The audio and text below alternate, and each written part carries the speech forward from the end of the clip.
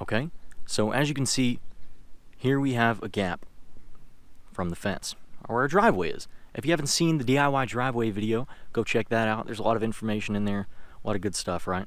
And you know, it isn't without fault. We got some tarp popping up, but anyway, yeah, we have a 20-foot driveway. Now we're gonna have two 10-foot gates. The issue is that's an extremely incredible amount of leverage and weight going onto the hinges. So I'm gonna show you what kind of hardware you're gonna need for that. And you don't have to do it exactly like this. You know, you could do a wrought iron or pipe top, you know, any sort of, you know, those galvanized gates they'll have for ranches and stuff. But I'm gonna go with wooden. I'm using zinc-plated steel for all the hardware. I would go with the hot drip zinc though. They didn't have any at the store I was at. That's fine though. This is just the electroplated zinc.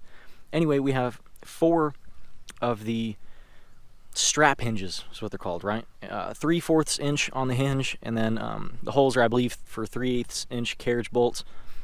Now, for the carriage bolts, we have 12 of them. However, 8 of them are a smaller size than one of them. I couldn't actually find 12 of the same size at the store, so I went with one a little bit longer, and that kind of makes sense, right? Or 4 a little bit longer, I'm sorry. Because look at this. You see there's a little more meat there, and, you know, just leaves us a little bit of leeway. It might stick out, but I got a grinder with a cutoff wheel, which, you know, probably should add in the materials. Anyway, so yeah, carriage bolts with your lock washers and your nut. Some Loctite as well if you want to get wild. I didn't want to go that wild. 6-inch long hinge screws with 3/4, you know, male female. You get the picture. For your pilot holes, this is a 3/4 inch. This is a 3/4 inch hinge screw, but 5/8 inch for the pilot hole, and also we have a whole lot of 1/4 inch 3.5 lag screws. Now we're going to be using these to, you know, put the wood together, and in order to pilot those, you're going to need a 5 and 32 drill bit. I bought just a crazy amount of those because I wasn't sure how many I needed, and I was using plenty for the fence anyway. Yeah, let's go ahead and get started on the first step. And it's interesting to note, if you kind of try to visualize the physics that are going on here, we're going to be putting an extremely heavy gate right here and right here on the hinges. Now what's going to happen is it's going to pull this part of the gate, the top part, this way, right? A lever action, if you will. So what's going to happen? This is going to sag. If this one sags, it's going to pull right here. This is going to go that way. If this pulls, this is going to go that way. This pulls, this is going to go. So essentially, although both of these are, you know, pretty tight and pretty hard on there, we're gonna need something diagonally going from the bottom of this one to the top of this one. That way, if this one tries to pull out and you know, make our gate sag, it's gonna have to literally uproot our post, our 2-foot in the ground post, 10-inch diameter. It just won't happen. So if we put one of these 2x6s right, if we put one of our 2x6s right here, that should give us a lot more rigidity and strength in this setup here, you know, the 5-foot span. So let's go ahead and do that, and then let's see how it turns out. See, that wasn't so bad.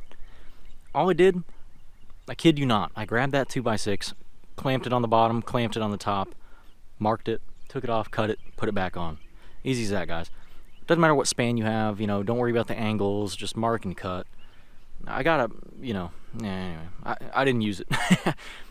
Also got, we got 6 of our lag screws, and got our pilot hole ready on the drill, and I have our impact driver with the 1/4 inch driver.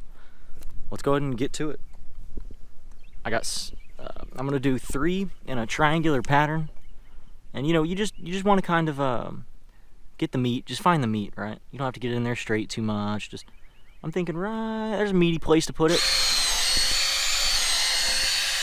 Boom. There's one on there, and I'm kind of filling with one hand, so forgive my ridiculousness.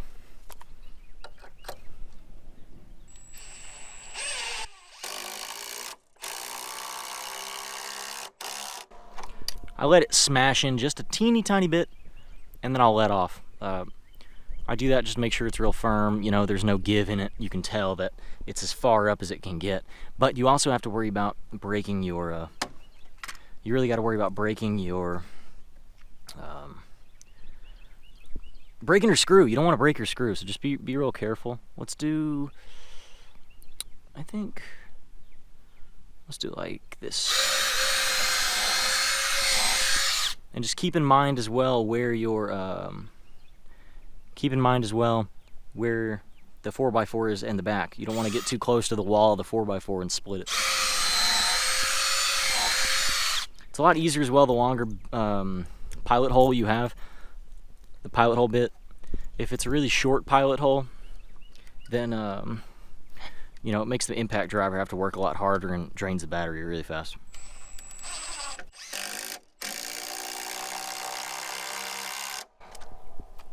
You can hear, by the way, we have morning glories all up on here, red, white, and blue.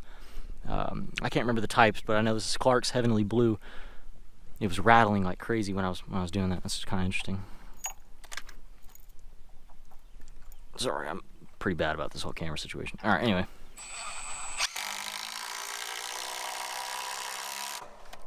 And there you have it. I'm going to put 3 more on that other side, and then this will be done. And I'm going to mirror the whole other side. I'm going to be mirroring everything, so I'm going to show you how to do just this one side. I'm going to do both sides off camera, and then I'm going to show you what it looks like when it's all finished. Okay, that looks good, doesn't it? Looks great.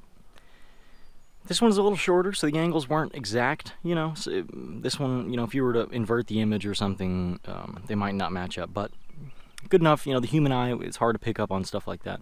Now, we have our 3 runners, right? We have this one, and this one, and this one, and this one, and this one.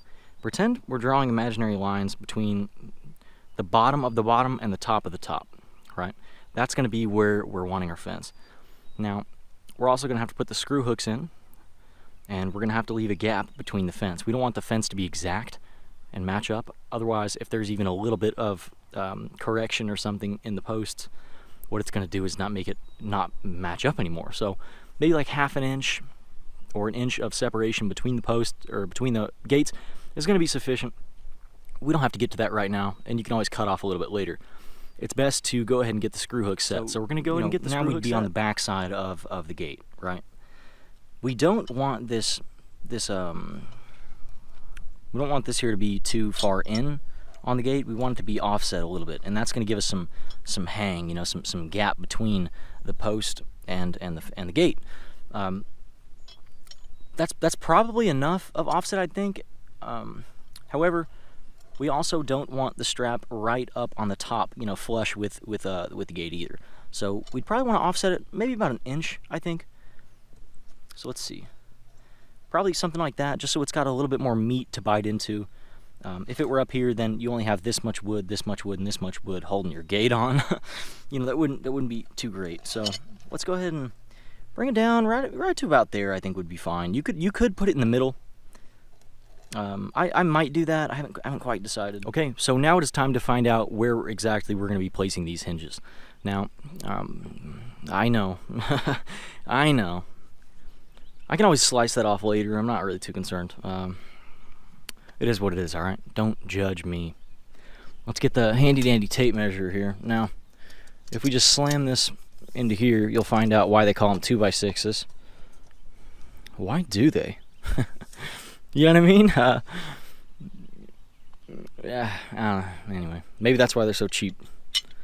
Now, let's figure out here. We want it 1 inch down. Boom. Okay, so that's going to be at the 2.5 mark. So let's go ahead and mark the 2.5 mark. Somewhere right around here. Okay. Now, from the 2.5 mark, we're going to have this thing. So the top of this screw hook should be at that mark. Okay. Boom. So let's find out just how thick this is and where the center point saving grace. So it looks like it's 5/8 inch. Okay. Why do they call it a 3 foot? Anyway, let's not think about that either. So we got 5/8 inch. 5/8 divided by 2 would be, what is that? It's 10/16, 5/16. Okay. So from this mark right here, 10/16 down is going to be our mark for where this is going to get screwed in. Now we don't want to slam this in right here, right? Because that would just be mucho inefficient. What we need to do is figure out how far in we want to go. We also don't want the gate to, this isn't enough meat to hold this gate on. We're going to want to go directly in the center. This is probably the most precise thing about it, and this, you don't even have to be that precise. So boom, there's kind of, you know, something that's going to be going on. Let's say right about there is where we're going to drill our pilot hole, assuming all goes well. And now I can measure just that. So I can put it right in the middle, just about, and we're going to say, okay, at the 3-inch mark would be right about where we're wanting it, which isn't what this says, you know. Okay, so 3 inches from the top, and then on this one, what we're going to do, that would be 3 inches from the bottom. So let me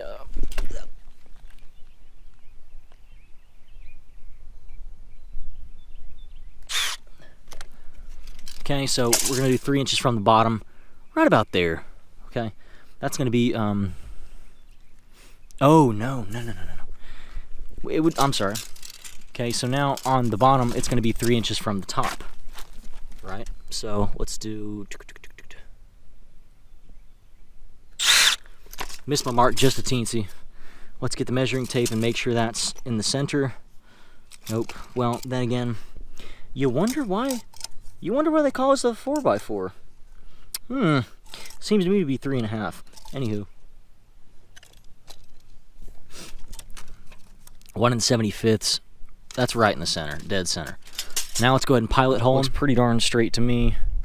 That looks pretty darn straight to me. Okay. Make sure we're staying in there.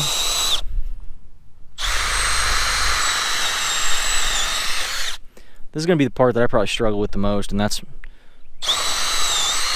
perfection. No, it doesn't have to be perfect, but try your best. Let's look at that. A lot of wiggle room in there. Okay. Boom, slammed through it. Now, you may be wondering, Dylan, how are you going to screw this into that hole? Well, I'll show you. Oopsie daisy. What we're going to do is we're going to get it started by hand, just a teensy. And yes, this would absolutely destroy your forearms. It would turn them into mincemeat. So we're going to get this, and through the power of leverage, easy as that, right? So if you're buying your hardware, make sure you actually buy the strap hinges with the screw hooks, the hinge screws, all these funny names for everything. Because yes, you're gonna need them, right? Let's see how we did. We're gonna get our straight edge here and just kind of see. Is that perfect? Absolutely not. But what are we off by? A degree or two. Let's see right there. That I can't actually measure that one, but oh, okay, fair enough. So yeah, I mean, pretty good, guys. Pretty good. Is it perfect? No. I think I want to go all the way until the threads run out, and here we have it. Screw hook is in. The closest rotation to getting the threads invisible was the motive here, you know. So I could probably put all my weight on that, and it would kind of, you'd see it move a little bit. You know, it'd be all right. Got the bottom one in as well. Same exact principle. Is it sticking out the bottom? Yo, you betcha. But we can always grind that off if we want. I'm gonna save it because these hinges are gonna outlast the fence entirely. And you may be thinking, well, 4x4 is way too small. Why don't you use a 4x4 when you can use a 6x6? It's clear that you want to use a 6x6. Why would the screw have such long threads? Well, let's think about that, okay? Yes, I could have just put a 6x6 post here, or an 8x8, or a 10x. You know, I could have put the telephone pole here. Engineering. This is engineered to be something bigger than what the original materials are. Although this isn't a 6x6 post, I have an incredible amount of structural integrity here, just due to the way that this was designed. And no, you know, am I an engineer? No. I'm just some idiot. But I think I know what I'm doing here, and I think this is going to be suitable. And worst case scenario, instead of ripping the post out, which I would never do, just make a lighter fence, right? with some 2x6s running across and, you know, a nice pattern or something, I think we're not going to have any problems here. Worst case scenario, we put 1x6s, you know, just get the table saw out, rip them in half or whatever. So yeah, let's move on to the next step. 19 feet and 1, 2, 3, 4, 5. 19 foot 5 inches. Okay. So 19 feet 5 inches minus an inch. 19 feet 4 inches. So what's 19 divided by 2? That's going to be, okay, so that's going to be 9 feet and 8 inches if you divide our width by 2. 9 feet 8 inches. And I think we're going to go with an inch gap, which is going to give us 9 feet and 7 inches plus a half. So 7.5 inches. So 9 feet plus 7.5. Okay. Now that we know that, let's go ahead and pick out our board, and then we're going to get it cut. Okay, so now it's time to put our 14-inch hinge strap onto our 2x6 that we just cut for the top arm. We have our bolts here as well, and much like the difference between a man and a woman, the difference between the bolt and the screw would be the nuts.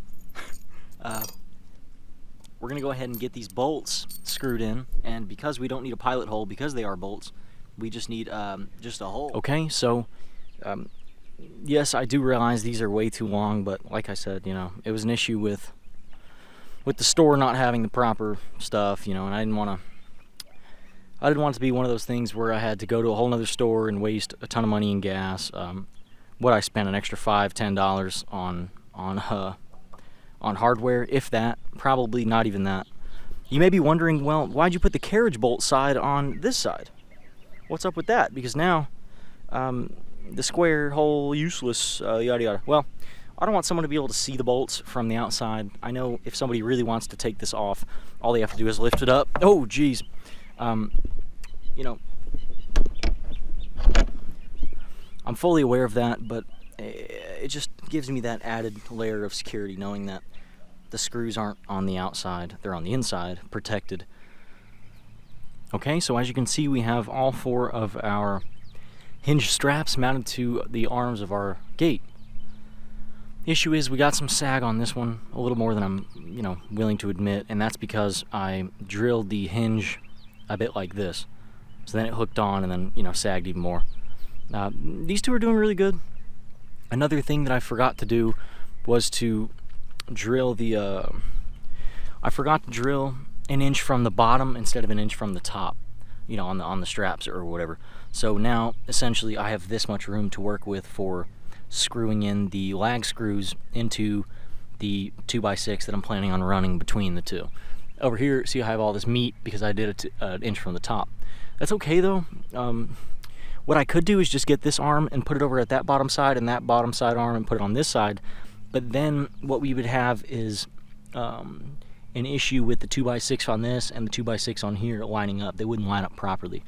So I decided to just, for the sake of aesthetics, leave it. But this is definitely a functionality issue. I could just re-drill the holes, you know, no big deal. Just re-drill the holes. I mean, that's I put a string on the very top of where this arm should be sitting at. And then I also put a string on the bottom of where this arm should be sitting at. So this should be sitting really right here. What I can do now is measure essentially the distance between the two strings, and I'll be able to find out the length of the vertical connector for the gate, right? And then I'll screw it in, and then hopefully that'll give it enough rigidity after doing this one and that one to where it'll stand up on its own without sagging. Okay, so I used, oddly enough, from the bottom string to the ground, it was 6 inches or 5.5, so I used the 2x6 chunks to get it level, and then I screwed in a 2-inch by 2x6 into that. So now we have a functioning gate essentially, but someone can just kind of jump through it. So how functioning is it in reality? Now, initially I was going to put a 2x6 right on the corner. Now I can't do that because of there not being enough meat there. I think I'm gonna go ahead and run it right here. Okay, so as you can see, I have put a 2x6 vertically on either side on the left and right of each gate. Bit confusing, but I'm gonna go ahead and show you with taking the 2x6 off. It does stand up on its own. As you can see, only what, maybe how much sag? A quarter of an inch, a half an inch maybe. Not too bad. And this one likewise, you know, similar situation. So yeah, pretty even. There is a bit of a gap. I think I measured 114.5 rather than 115.5 on both of the top runners. That's okay though. What I'm going to end up doing, I think, is adding some, maybe not lawn art, but you know, people get steel with a plasma torch and they'll cut out really cool designs with it. Well, I'm thinking about having one of those designs, but having it split in half to where, you know, like a big sun or a moon or, you know, some ivy or something. It'll cover up this, you know, so it won't be an issue later, but as of right now, it doesn't look too good. Okay, so here you have the gate, and it is being propped up, but I'm waiting until we get that hardware. I'm just going to leave it like that for now. It hangs, you know, just the same. We added that middle board. We do, however, have to get the cutoff wheel and cut off our, you know, excess hardware, which isn't a problem at all. Also, the screws are poking out on the other side. Some might have an aneurysm over that. You know, I don't really care too much. It's okay. I'm going to cut those off with the cutoff wheel as well. And then, you know, after putting in the hardware, we'll have a complete fence. Okay, so here we have the fence finished, and we have put some hardware on it. Just the little stakes that will, you know, keep it in the ground. And it would be a good idea probably to chisel out an area there, fill it with wet concrete, and then just stick the stakes in, let it dry, and then kind of, you know, tap them out. And then you have a nice hole to stick these stakes in and keep everything level and center. I wish I would have done that a while ago, because as you can see, the boards have warped. Now, this is pressure treated wood, or what is it, CCA wood. With this wood, you will experience a lot of warping. And that's you know, not really a problem when it's in a home, because, well, it's in a home, right? It stays dry. When it's out for a fence, it's going to get wet, it's going to dry out, it's going to get wet, it's going to warp, and that's okay. You know, I don't really have a problem with that. Now, I did experiment with a 50-50 motor oil diesel blend for the stain, and despite that being probably not something that you want to use, especially around plants that you're planning on eating, the wood is infused with arsenic anyway, so at that point, yeah, you know, one of those things. I just did an experiment with it, and it seems to be working really well. It is just making the water just run straight off, right? And so, you know, one of those things. It looks a tiny bit wet. You can see here, this has been treated, and none of those have been. It looks good. Yeah, you know, so that's the DIY gate. I hope you enjoyed. I will be giving follow-ups for the gate. Rose is also blooming. I will be doing follow-ups for the gate as well to show you, you know, how it goes after years, or even, you know, 6 months, what this will look like. I did check it. It is level, and there aren't any problems just yet, but I'm sure, you know, maybe there will be some to come. This right here, this diagonal strap is doing a great job at keeping it from sagging this way, but when I open the gate, you can see that, you know, there will be some sag eventually this way, and that's what I'm concerned about. What I really ought to do is put some sort of spring with a wheel, or a jack with a wheel, or something like that, to where it'll provide an upward force when it's over there on a wheel, and I roll it over here, and it's going to provide a lot of upward force, and that's just going to prevent any issues. It's just equal but opposite reaction to this pulling. Then it's going to pull up as well. That'd probably be the best bet to go, but like I said, it's a work in progress. I'm cheap, and this has been another DIY episode. Hope you enjoyed. See you next time. Thanks for watching.